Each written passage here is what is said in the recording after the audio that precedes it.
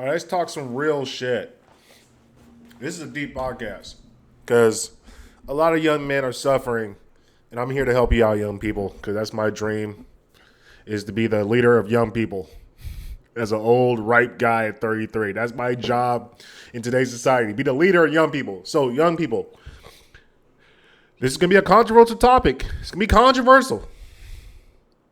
You need to talk to your father, and not me. I'm not your father. You gotta talk to your real father. Because you need to understand the man. You need to understand the man, what he went through to get to have you, and the trials and tribulations that led to your upbringing. Whether that be through a single mom, through a two-parent household, through him living by himself, your mom not seeing. Whatever the situation occurred, you need to sit down and really talk to your fucking father. And why is this important? Because you lived through your father. So your father produced you from his loins, and your mother was the carrier to be able to induce you. But you are from your father. Your mom is just the carrier. She pushes you out. And that's not to say mom ain't important. Mom is important. Mom loves you, all that good stuff. But the man is more important. And why is the man more important? Because we're men. It's a man's world. And the world is James Brown. And it wouldn't be nothing without a woman because then we wouldn't have a bunch of us. But the idea is that you need to go speak to your father. And this is why it's so important to speak to your father. Because a lot of you guys have a lot of pain and resentment and anger towards your father. And what you need to understand is maybe your father was too weak to protect you from your mother. Or maybe he was too overbearing. He had flaws. There's a lot of things about fathers. And men are very complicated in this particular fashion because we are created to be these sturdy creatures that are supposed to take on the brunt and the responsibility of maintaining civilization. And that's a heavy responsibility to place on the burden of a man's shoulders. And see, a lot of men, they kind of choose to cower away from that real hard realization.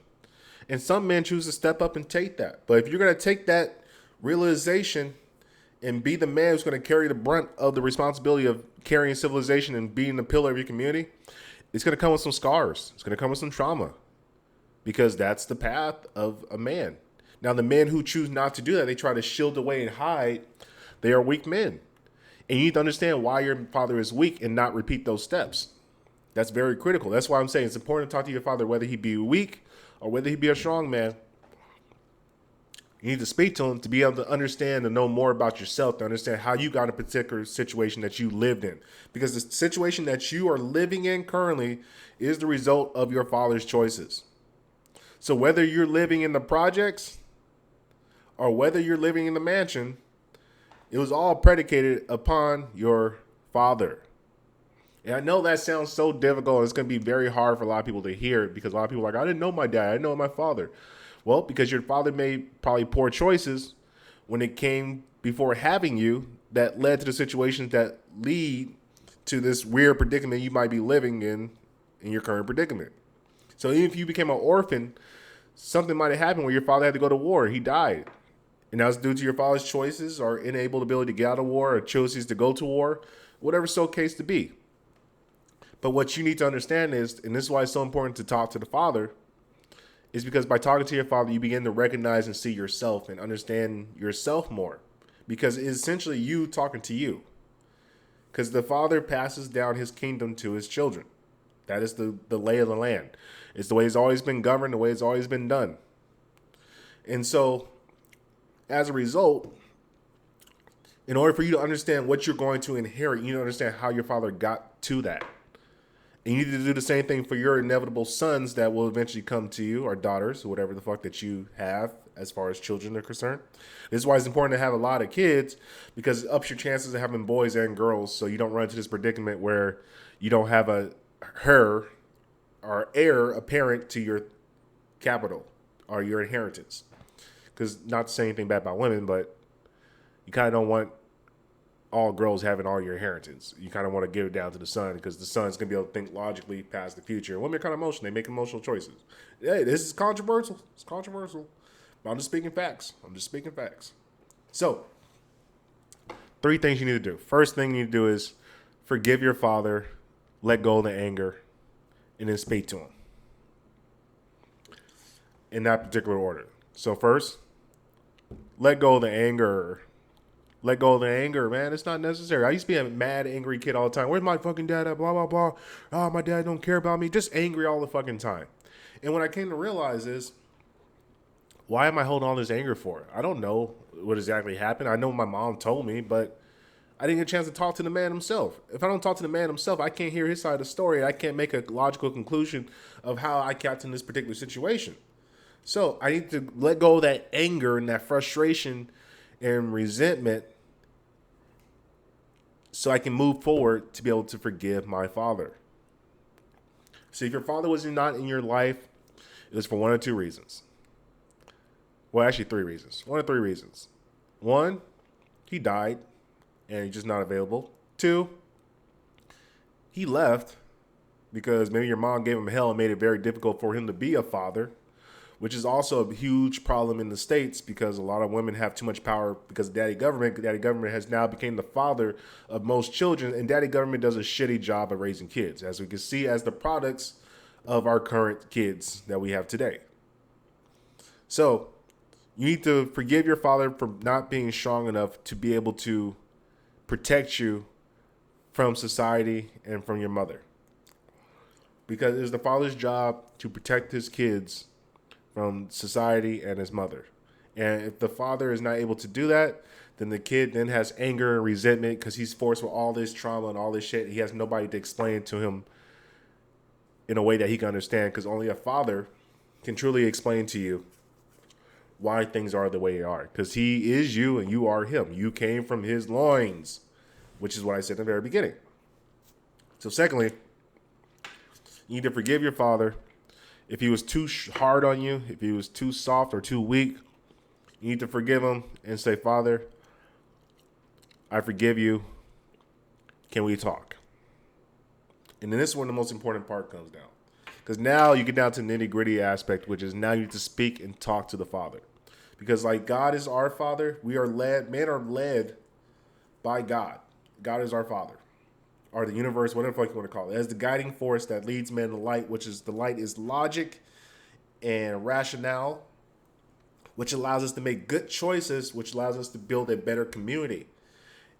And because we are able to build a better community, we see the light. We create heaven on earth. But when you live in as an emotional male, you create hell on earth because you're making irrational choices that are destructive to the community, which brings upon the wrath of God into community. So that's why it's important to get closer to the Father.